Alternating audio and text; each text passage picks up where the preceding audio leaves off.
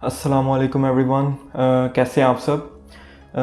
First of all मैं आप सबका शुक्रिया अदा करना चाहता हूं कि जिन लोगों ने मेरी जो इस डॉक्यूमेंट्री सीरीज़ का जो फ़र्स्ट एपिसोड था वो देखा, उसके ऊपर अपना मुख्तलिफ़ तरीके से जो फ़ीडबैक दिया और जिस तरीके से उसको आप सब ने अप्रिशिएट किया, आई thank you very much from the bottom of my heart. अगर आप में से कोई जो ये एपिसोड देख रहा है, तो अगर उसने वो फर्स्ट एपिसोड नहीं देखा हुआ तो अभी आपको ये आई बटन के ऊपर अभी आपको यहाँ पे एक नोटिफिकेशन शो हो रहा होगा, तो इसको क्लिक करके आप फर्स्ट एपिसोड देख सकते हैं। The first episode is quite important क्योंकि उसके अंदर मैंने बेसिकली एक खाका खींचा है इस डॉक्यूमेंट्री सीरीज़ का कि मैं यहाँ पे क्या क्या डिस्कस करूँगा और एक ओवरव्यू क्या है, ठीक है, कि what we are going to learn out from this series. तो सबसे पहले तो ये जो रिपोर्ट है जो हम डिस्कस कर रहे हैं, थोड़ा सा पहले इसको ज़रा ब्रीफली डिस्कस करते हैं, बाकी फिर then I am going to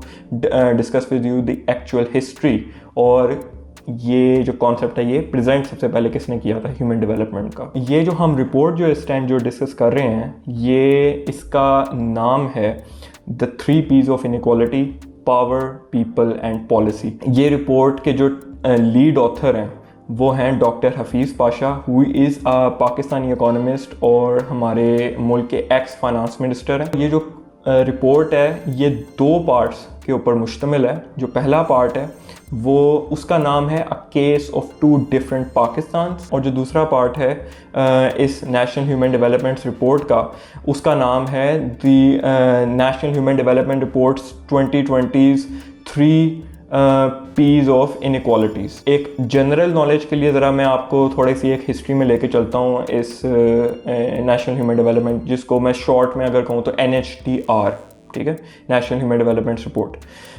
ये शुरू कब हुई थी, पब्लिश हुई? ये हुई थी शुरू 1990 से। 1990 का जो साल था वहाँ पे कैसे शुरू हुई?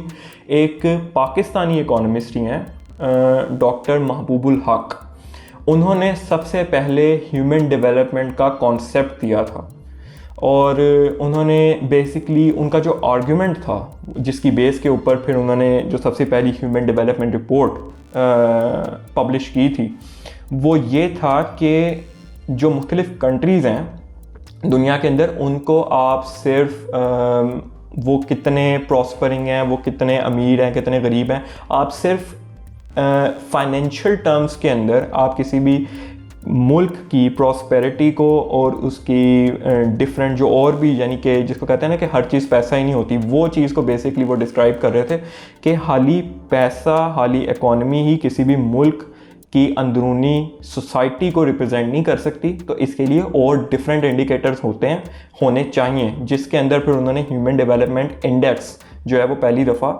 मुतारफ़ करवाया था डिफरेंट कंट्रीज़ के ऊपर। फिर national human development report from that year 1990 से पब्लिश होनी शुरू हुई और टिल डेट वो हर साल पब्लिश होती हैं। बाकी अगर हम पाकिस्तान की स्पेसिफिकली बात करें तो जो नेशनल ह्यूमन डेवलपमेंट रिपोर्ट, ये this is not the first one जो कि हम डिस्कस कर रहे हैं, this is the third one. The first one was published in 2003 जिसका सब्जेक्ट बेसिकली था गवर्नेंस और पॉवर्टी को लेकर, यानी कि उस रिपोर्ट के अंदर उन्होंने तब भी गुर्बत और गवर्नेंस इश्यूज़ को डिस्कस किया था। जो सेकंड रिपोर्ट है वो हुई थी 2018 में पब्लिश, और उसका जो सब्जेक्ट मैटर था वो हमारे मुल्क के अंदर जो बढ़ती हुई यूथ पॉपुलेशन है उससे रिलेटेड था। और the third report got published in 2021 जो कि हम अब डिस्कस कर रहे हैं, ह्यूमन डेवलपमेंट इंडेक्स HDI। इसका हमें इस एपिसोड के अंदर मज़ीद डिटेल में जाने से पहले ये इस टर्म का हमें समझना बहुत ज़रूरी है, क्योंकि अगर जब तक हम इस टर्म को अंडरस्टैंड नहीं करेंगे तब तक हमें समझ नहीं आएगी कि क्या बातें हो रही हैं इस एपिसोड के अंदर। कुछ हद तक समझ आएगी लेकिन डिटेल में समझ नहीं आएगी। टू डिफाइन कि ह्यूमन डेवलपमेंट इंडेक्स होता क्या है और ये मेजर कैसे होता है, इसके लिए 3 फैक्टर्स हैं जिनकी बेस के ऊपर एक फिगर डिराइव की जाती है जिसको हम ह्यूमन डेवलपमेंट इंडेक्स कहते हैं। अब वो जो 3 फैक्टर्स हैं या 3 आप कह लें कि क्वेश्चंस हैं, वो 3 क्वेश्चंस हैं जो कि इस टर्म को डिफ़ाइन करते हैं। सबसे पहला कि किसी भी मुल्क के अंदर अगर आपने फॉर एग्ज़ाम्पल आपने किसी भी मुल्क की ह्यूमन डेवलपमेंट इंडेक्स को कैलकुलेट करना है तो उसके लिए 3 क्वेश्चंस के आंसर्स आपके पास होने बहुत ज़रूरी हैं, और फिर आप उन 3 मुख्तलिफ क्वेश्चंस के आंसर्स को यूज़ करके आप एक स्पेसिफिक फ़िगर के ऊपर पहुँचते हैं, एक नंबर के ऊपर पहुँचते हैं जो कि फिर उस मुल्क का हाल फ्रॉम दैट पर्सपेक्टिव जो है वो डिफ़ाइन करता है। तो सबसे पहले जो क्वेश्चन है, जो फैक्टर मैटर करता है, वो है चाइल्ड इन्फेंट मोर्टेलिटी रेट। मतलब क्या है? मतलब ये है कि जो क्वेश्चन है वो ये है कि किसी भी मुल्क के अंदर बच्चे जब जब पैदा होते हैं तो यानी कि वो अपनी मेल न्यूट्रिशन की वजह से या और भी हेल्थ केयर फैसिलिटीज़ ना होने की वजह से, डिफरेंट रीजंस की वजह से वहाँ पे कितने बच्चे हैं जो कि अपने पैदा होते साथ ही मर जाते हैं। दूसरा जो फैक्टर है वो है पर कैपिटा इनकम, कि एक किसी भी मुल्क के अंदर किसी भी इंसान की यानी कि जो जितने भी इंडिविजुअल्स हैं उनकी on average per capita income एक है क्या उस मुल्क के अंदर। अगर मैं आपको सिंपल टर्म्स में डिफ़ाइन करूं तो वहाँ का स्टैंडर्ड ऑफ लिविंग कैसा है। और तीसरा फैक्टर है कि वहाँ के किसी भी मुल्क के लोग कितने पढ़े लिखे हैं और कितने अवेयर हैं। ये 3 फैक्टर्स मिलाकर जो है वो ह्यूमन डेवलपमेंट इंडेक्स का एक नंबर डिराइव किया जाता है। अब ये जो इंडेक्स है ये मेजर किया जाता है बिटवीन 0 and 1, ठीक है।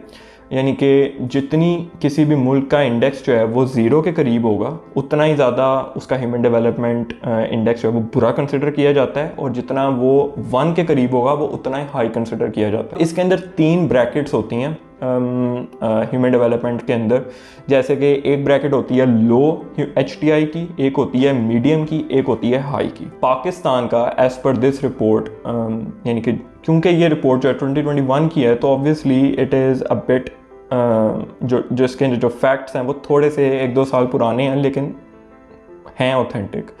तो तब 2021 के अकॉर्डिंग इसका जो ह्यूमन डेवलपमेंट इंडेक्स का जो नंबर है वो स्टैंड करता है 0.544 समथिंग के ऊपर, ठीक है, पाकिस्तान का। इसका मतलब क्या है? अब मैंने आपको क्या बताया, 0 and 1, हम लोग ऑलमोस्ट सेंटर में स्टैंड करते हैं, तो मतलब हमारा जो HTI इंडेक्स है वो मीडियम है, ठीक है। हम लोग मीडियम रेंज में फॉल करते हैं। अब ऑन दी अदर हैंड अगर देखा जाए ग्लोबल लेवल के ऊपर हमारी जो पोजीशन है आउट ऑफ 191 कंट्रीज इज़ 161, ठीक है। 161st नंबर पे हम खड़े हैं, जो कि ऑब्वियसली एक अच्छी पोजीशन नहीं है। इसका मतलब यही है कि जो 0.544 जो एक एवरेज हमारी जो इंडेक्स है ना ही अच्छा है ना ही बहुत ज़्यादा बुरा है, तो ये कोई ये दुनिया की उस तरह यानी कि एवरेज के हिसाब से हम नीचे हैं। अगर हम फर्स्ट आने वाले और लास्ट आने वाले कंट्रीज़ को भी कंपेयर करें थोड़ा सा टू गेट एन ओवरव्यू कि क्या हो रहा है, नंबर 1 पे जो है वो स्विट्ज़रलैंड है और उसका तो फॉल करता है 0.9 समथिंग के अंदर, ठीक है, मतलब वेरी हाई। तब एक लिंक भी मैं जो इस एपिसोड की जो डिस्क्रिप्शन है उसके अंदर मैं डाल दूंगा, आप वहाँ से खुद भी जाके होवर करके माउस के थ्रू आप चेक कर सकते हैं कि अच्छा जी कौन सा कंट्री कहाँ पे खड़ा है, कौन से साल में कहाँ किस पोजीशन पे खड़ा है। अब on the other hand on the flip side जो लोएस्ट पोजीशन है वो है साउथ सूडान की, जो कि जिसका ह्यूमन डेवलपमेंट इंडेक्स जो है वो 0.38 समथिंग पे फॉल करता है, ठीक है। आप स्क्रीनशॉट में एग्जैक्ट फिगर देख सकते हैं, जो कि बहुत लो है, यानी कि lowest of the lowest. Obviously it is 191, तो ये एवरेज के तो बिल्कुल ही लास्ट नंबर पे है। और उसके भी मुख्तलिफ पॉलिटिकल रीजंस हैं वहाँ पे, जो कुछ सालों से जो बहुत ज़्यादा जो सिविल वॉर और ये जो सारे जो मसले वगैरह चल रहे हैं, तो obviously these things affect the population the most. तो ये तो हो गया एक ग्लोबल ओवरव्यू। बाकी एक ऑब्जर्वेशन थी मेरी इस चीज़ को लेके कि मोस्ट कंट्रीज़ मुख्तलिफ रीजन्स को, मतलब मैंने ओवरऑल कंपेयर किया ज़रा कि अच्छा जी कौन सा रीजन ओवरऑल जो है वो ज़्यादा अच्छा जा रहा है। उसके अंदर जो मैंने जो चीज़ नोट की वो ये थी कि जो यूरोपियन कॉन्टिनेंट है, जो यूरोप का जो कॉन्टिनेंट है, वहाँ पे ऑन एवरेज वो जो कंट्रीज़ हैं वो यानी कि टॉप 10 टॉप 20 इनके अंदर मोस्टली वो फॉल करते हैं, ठीक है ना। यानी कि वहाँ पे जो 3 फैक्टर जो हमने जो डिफ़ाइन किए हैं वो बहुत अच्छे जा रहे हैं। और जो सबसे वर्स्ट रीजन है परफॉर्म करने वाला वो अफ्रीकन कॉन्टिनेंट अफ्रीका है, ठीक है। वहाँ पे ऑब्वियसली लैक ऑफ रिसोर्सेज और मुख्तलिफ बहुत सारे रीज़न, एक्सप्लॉयटेशन, बड़ी बड़ी कॉरपोरेशन की एक्सप्लॉयटेशन है वहाँ पर, और भी बहुत सारी सिविल वॉर चल रही है बहुत सारी कंट्रीज़ के अंदर, बहुत मसले हैं वहाँ पे। तो ऑब्वियसली इस सब की वजह से वहाँ पे ये 3 फैक्टर्स को अगर देखा जाए तो वो ओवरऑल जो एक दुनिया के अंदर continental wise Africa is the lowest and Europe is mostly on average. अगर हम वेस्ट की बात करें ओवरऑल, जिसके अंदर फिर यूएस भी, कनाडा वगैरह भी आ जाते हैं, तो उस हिसाब से West is the most thriving area part of the world in terms of human development. अब हम आते हैं अपने रीजन के ऊपर, साउथ एशिया। पाकिस्तान जो है वो सेकंड लास्ट नंबर पे स्टैंड करता है out of all the countries, ठीक है। और हमारे से नीचे एज़ यूजुअल अफ़गानिस्तान ही है, ठीक है।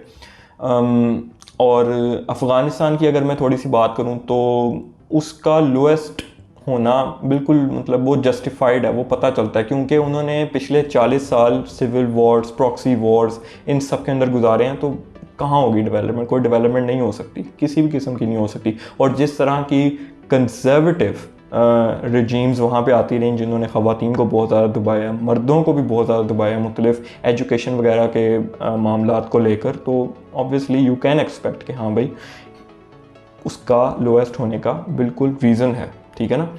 ऑन दी अदर हैंड जो पाकिस्तान है ये सेकंड लास्ट है out of all the South Asian countries. मतलब you have India, you have Bangladesh, you have Nepal, Sri Lanka etcetera. तो इन सब कंट्रीज़ के होते हुए पाकिस्तान इन सबसे नीचे है इन terms of human development. Obviously हमारी भी एक हिस्ट्री है, हमने भी बहुत सारे गलत डिसीजंस किए हैं, अपने ही पैरों पे कुल्हाड़ियाँ मारी हैं वक्तन फ़वक्तन।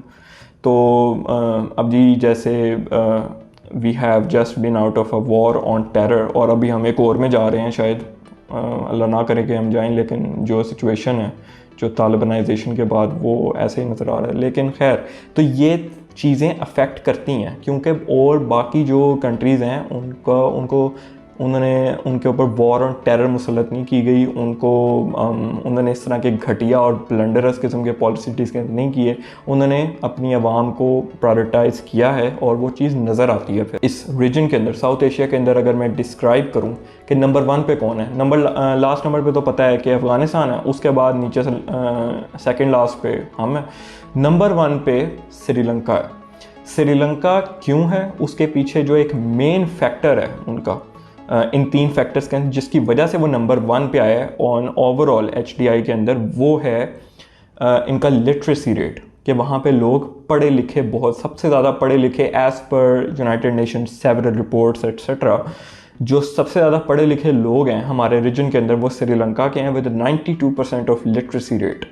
मतलब इट इज़ क्वाइट इम्प्रेसिव कि हाँ भाई हमारा रीजन भी ओवरऑल देखा जाए तो बहुत अच्छी तरक्की कर रहा है। जो बांग्लादेश है वो, उसका जो लिटरेसी रेट है वो 70% के अंदर, यानी कि 70 to 80% के दरमियान फॉल करता है। इंडिया भी 70 to 80% के दरमियान फॉल करता है, और Pakistan unfortunately stands on 58% of literacy rate, जो कि बहुत ही शर्मनाक हद तक कम है एज़ कम्पेयर टू अगर हम अपने जितने भी नेबर्स हैं उनको देखें, स्पेशली इंडिया को देखें, तो हम लोगों का तो अब तो कोई कंपैरिजन रहा ही नहीं है किसी भी चीज़ के अंदर।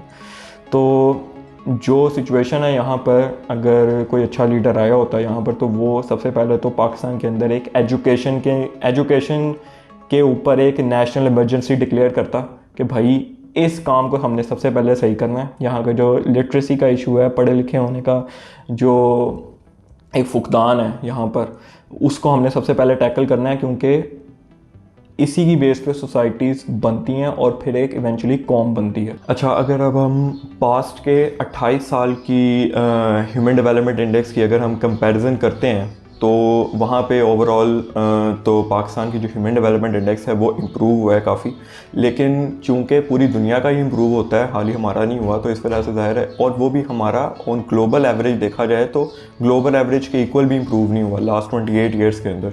इस वजह से फिर जिसको कह लें कि हमारा जो ग्राफ है ह्यूमन डेवलपमेंट का वो उतनी तेज़ी से नहीं बढ़ा पूरी दुनिया के कंपैरिजन में। इसके अलावा मैं यहाँ पे एक कंपैरिजन एक और मैं आपको टर्म बताना चाहता हूँ, inequality adjusted human development index, मतलब IHDI इसको इसका एक्रोनिम है। तो ये बेसिकली डिफ़ाइन करता है कि इनइक्वालिटी की वजह से ह्यूमन डेवलपमेंट इंडेक्स में कितनी कमी आई है, ठीक है। यानी कि वो जो हम अचीव कर सकते थे वो इनइक्वालिटी की वजह से हम अचीव नहीं कर पाए। तो अगर हम इसको कैलकुलेट करते हैं तो फिर जो हमारी ह्यूमन डेवलपमेंट की जो प्रोग्रेस है और जो इंडेक्स है ऑफ द पास्ट 28 ईयर्स वो और ज़्यादा गिर जाता है। मैं इस पॉइंट पे इस वीडियो को एंड करूँगा। इरादा तो मेरा यही था कि मैं 3 पार्ट सीरीज़ बनाऊँगा, लेकिन जितनी ज़्यादा एक ऑब्जर्वेशन है, जो एक रिसर्च है, जितना ज़्यादा रिसर्च का मैग्नीट्यूड है, उसके हिसाब से मुझे पता लग रहा है कि ये 3 सीरीज़ की ये गेम नहीं है। 3 सीरीज़ अगर बनाऊँगा 3 पार्ट की सीरीज़ नहीं है, क्योंकि उसके अंदर फिर एक एपिसोड की लेंथ बहुत ज़्यादा बढ़ जाएगी, जो कि फिर आप सब भी नहीं देख सकेंगे। जब फिर मैं दूसरे इस पार्ट की जब मैं तैयारी कर रहा था तो मुझे आइडिया हो गया था कि नहीं ये बहुत ज़्यादा इससे लेगा। तो खैर उसमें कोई इशू नहीं है। Purpose is to deliver quality content to all of you, कि आप सब इसको, मेरी जो वीडियोज़ हैं उनको आप कंफर्टेबली एक इंटरेस्टिंग वे में आप देख सकें। आपको यानी कि या आपके लिए कोई वो ना हो कि यार 1 घंटे की वीडियो वो तो कोई भी नहीं देख सकता भाई। अगर आपको ये मेरी जो एक कोशिश है ये आपको पसंद आई है, आप इसको अप्रिशिएट करना चाहते हैं, तो आप मेरी इस वीडियो को लाइक कर सकते हैं। आप इसको अपने फ्रेंड्स एंड फैमिली के साथ आप शेयर कर सकते हैं, और मेरे चैनल को ज़रूर सब्सक्राइब करें। उसकी वजह से असल में फिर एक यूट्यूब का जो एल्गोरिदम है वो मेरे चैनल को आगे यानी कि एक सपोर्ट करेगा, वो इसको आगे ज़्यादा खुद भी आगे शेयर करेगा। और कमेंट ज़रूर करें मेरी वीडियो के नीचे। तो thank you very much for watching. अल्लाह हाफ़िज़।